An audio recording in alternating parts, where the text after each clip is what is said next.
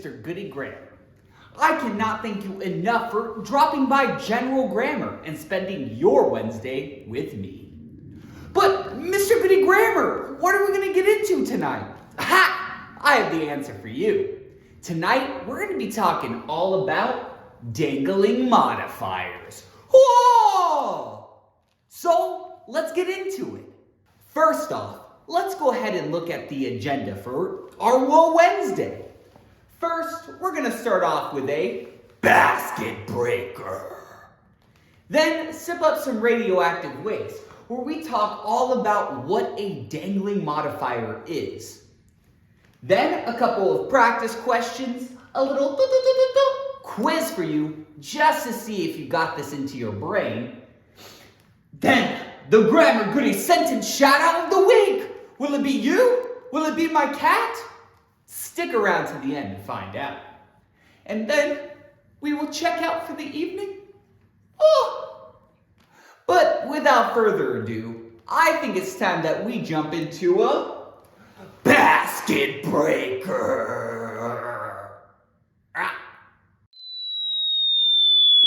Uh-oh.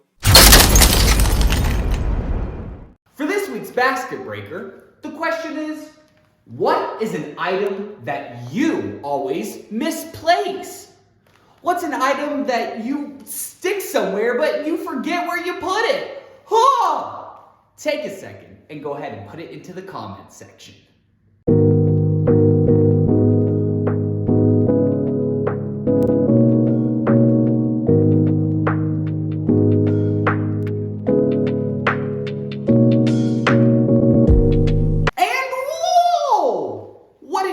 Grammar goodies, I'll go ahead and give you my answer. My answer is my watch. I misplace it all the time. That's why I'm always late. No, but really, it's detrimental to my lifestyle. Why do I always lose you? Anyway, with that out of the way, I think it's time that we drink up some, wait for it, radioactive waste! 3, 2, 1.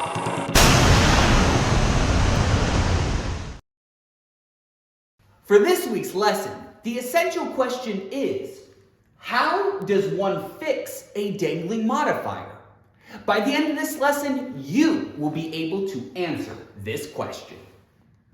Okay, let's talk all about the dangling modifier. What is it, and how do we fix it? Let's dive in. First of all, we have to become familiar with the word modifier. What exactly is a modifier? Well, a modifier is basically a description word because they modify or change our understanding of other words. Modifiers are words or phrases that describe another part of the sentence. Again, modify, to change, to add description. Writers should place modifiers close to the words that they modify. This makes sentences easy to follow. So again, modifiers are descriptive words. They add on to other words in the sentence. And your modifiers, you want them to be closely placed next to the words that they modify.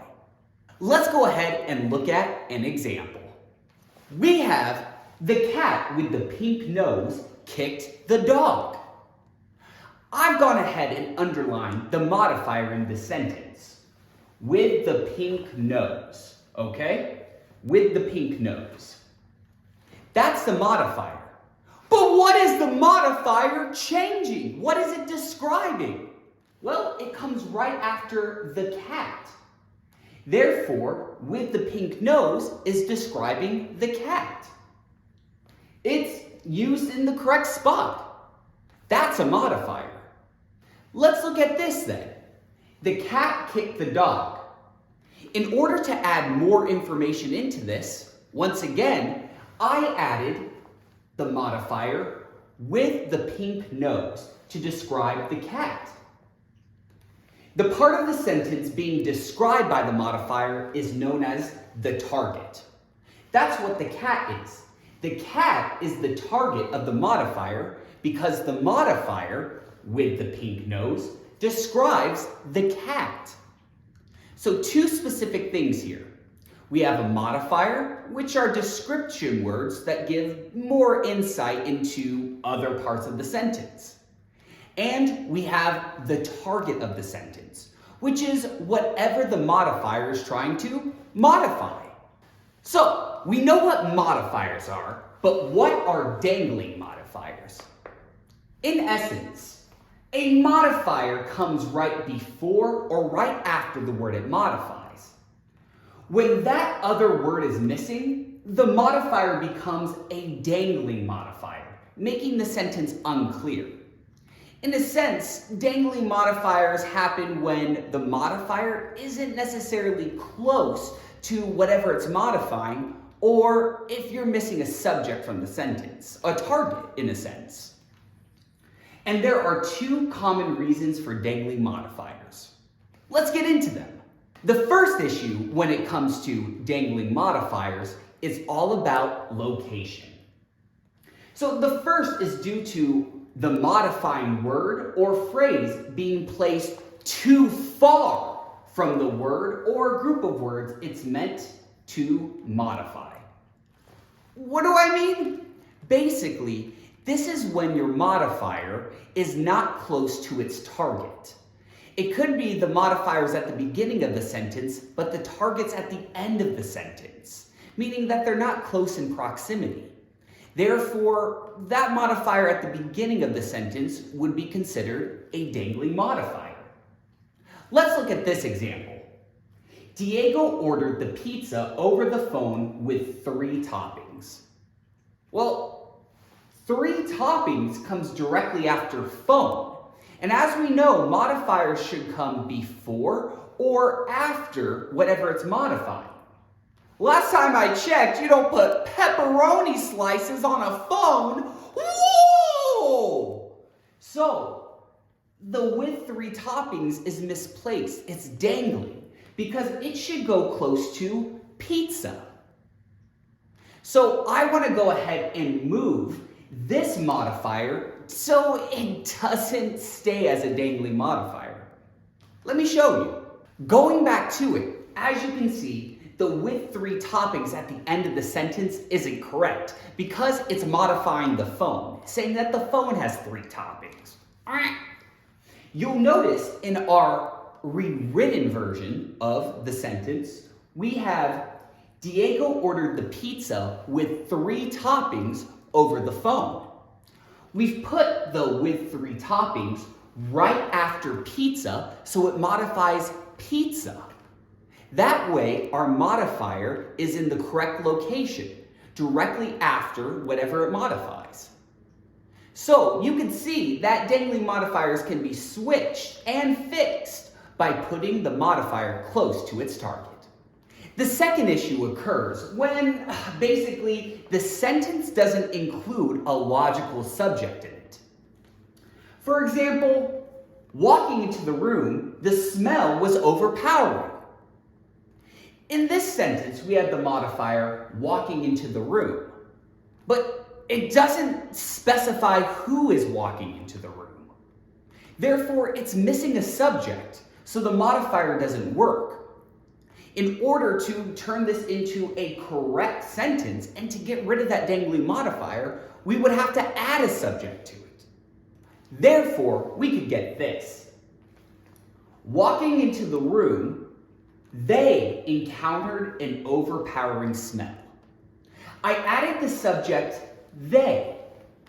Why? Well, now I have something to basically act as the target for walking into the room.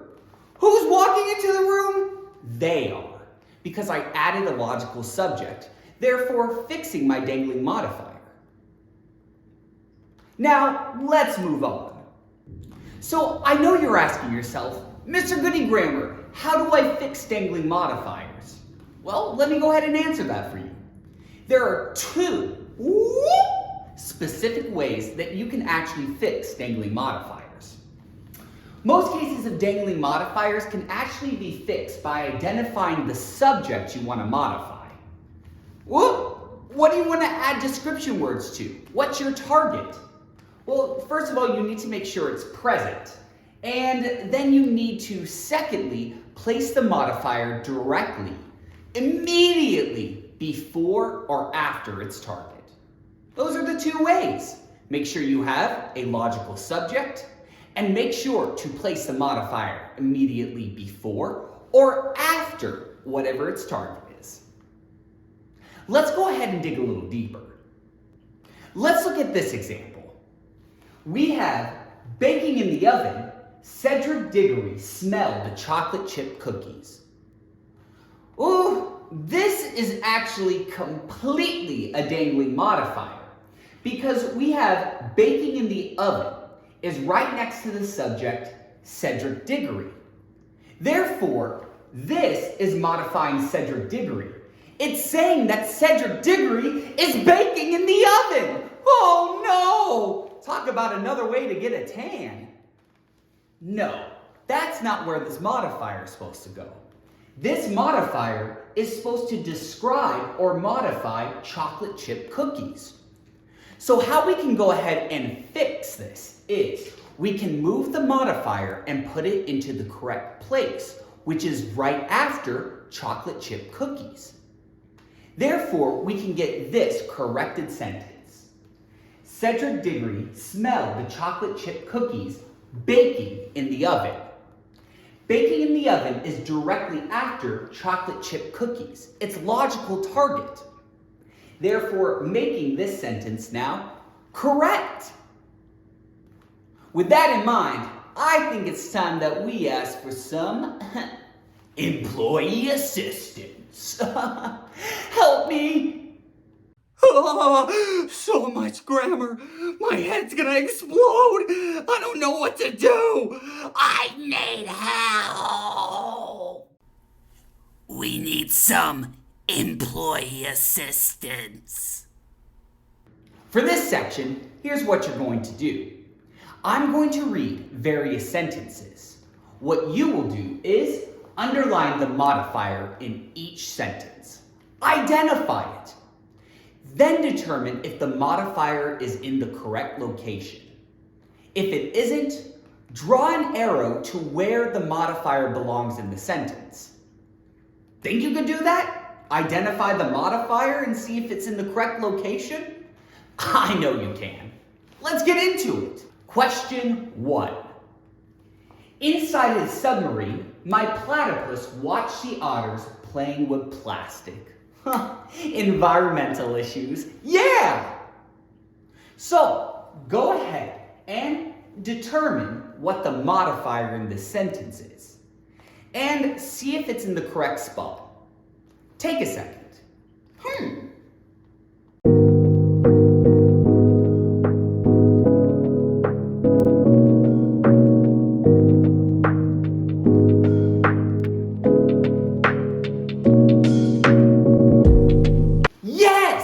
Yes, correct! The modifier is in the correct spot.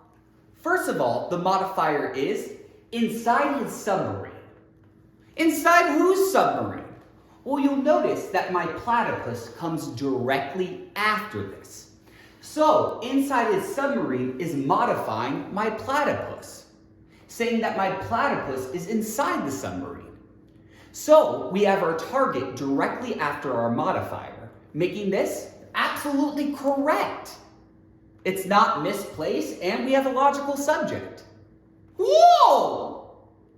Let's move on. Question 2. Mr. Angry Antonym watched a TV show about the roomy athlete's mansion. Here we go. One more time. Mr. Angry Antonym watched a TV show about the roomy athlete's mansion. First of all, identify the modifier and then determine whether or not it's in the correct spot. Go for it. Whoop.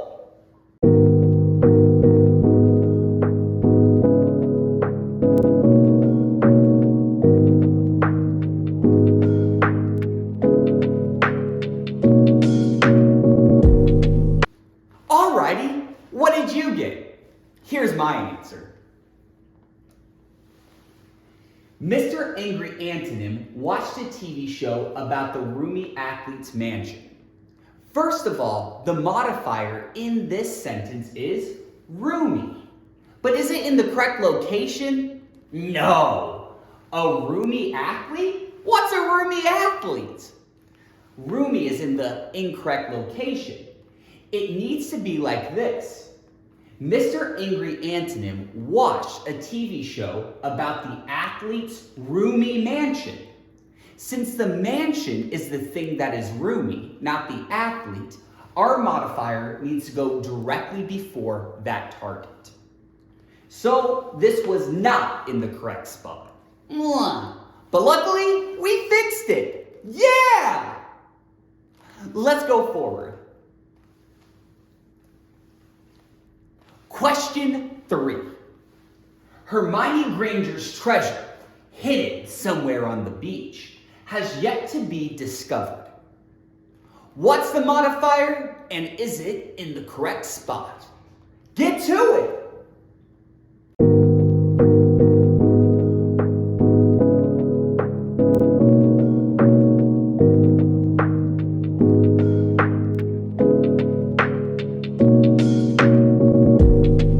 Okay, here's my answer. The answer is yes! It's totally in the correct spot.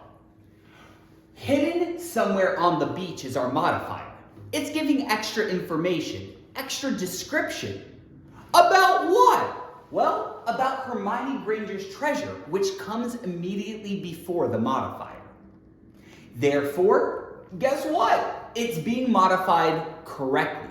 It's in the correct location. So yes, it is in the correct spot. Great job. Let's go to the next one. Question 4. Mr. Goody Grammar admired the clouds relaxing by the pool. Identify the modifier and then tell me if it's in the correct spot. Get to it!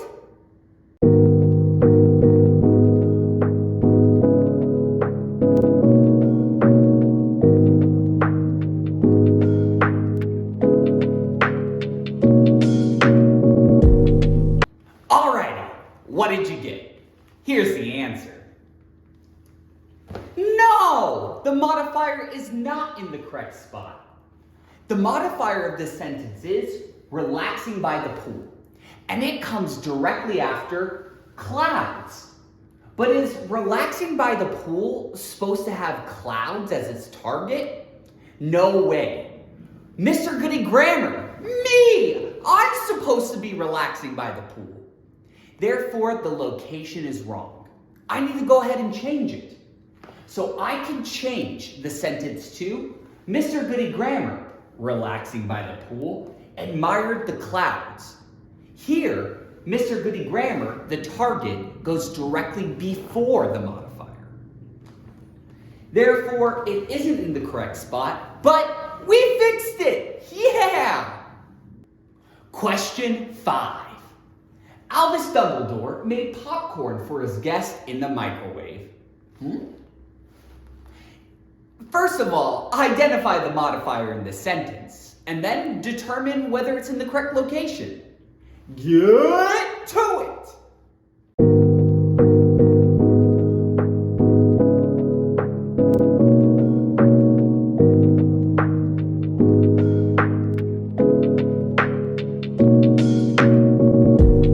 Alrighty, what did you get? Here's the answer. No! No, the modifier is not in the correct spot. Why? Well, first off, the modifier is in the microwave. But what is it closest to? Oh yeah, guess. Is guess the correct target of in the microwave? No! Who wants to put their guest in the microwave? That's a horrible idea. Whoa! So, the location of our modifier is incorrect. We would have to put it right next to its target, which should be popcorn. So, I can get this sentence. Albus Dumbledore made popcorn in the microwave for his guest. If you see, in the microwave comes directly after popcorn to specify that the popcorn is in the microwave, not the guest. So that's how we fix this. Pretty cool, right? Did you get all 5 questions correct? Hopefully so.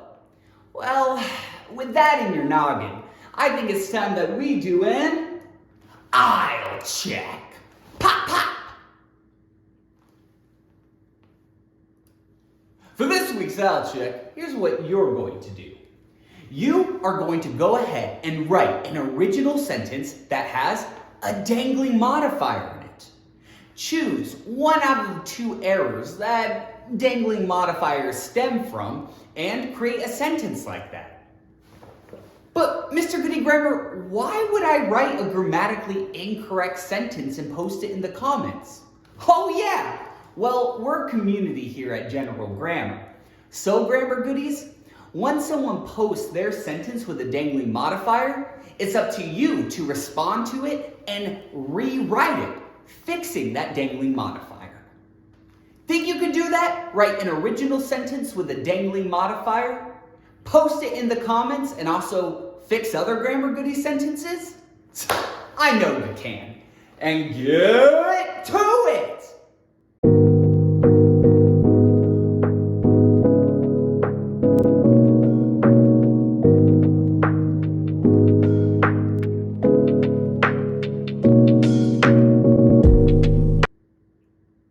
Well, Grammar Goodies, hopefully I didn't leave you dangling off a cliff with those dangling modifiers. And with that in mind, I think it's time that we start to check out for the evening.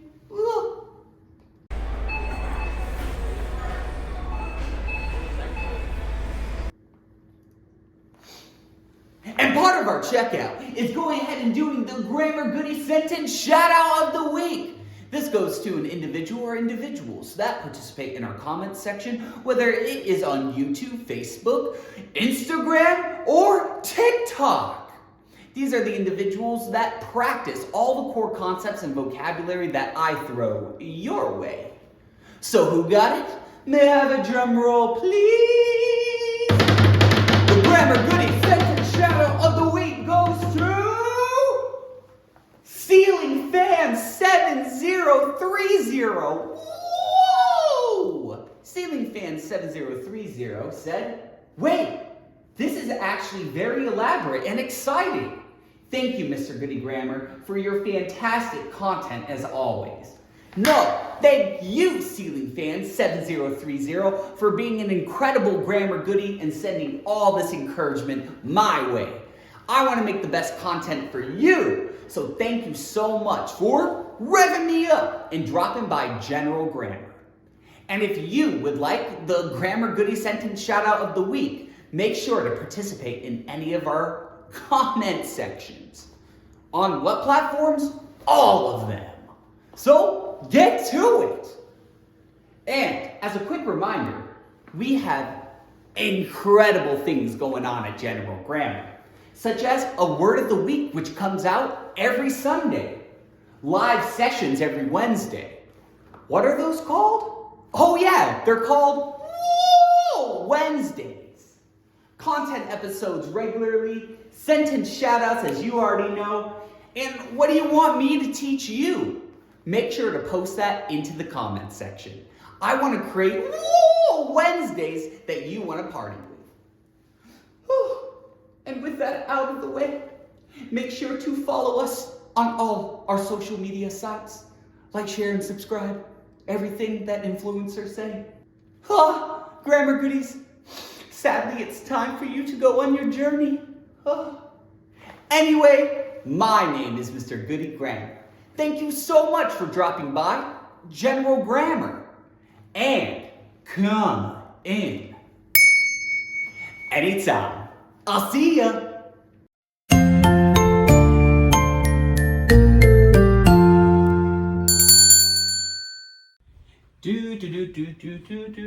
Whoa! What are you still doing here? Don't you know that the episode is over? What? Okay, I get it. I mean, I know you love grammar. So why don't you hit like on this video? In fact, share it and do a little comment. But mainly, subscribe. Why haven't you subscribed yet? In fact, if you don't subscribe, you could be pulled into an interdimensional vortex. So, make sure to subscribe. Remember, general grammar is tons of fun. What are you waiting for? Whoa! Click on another video.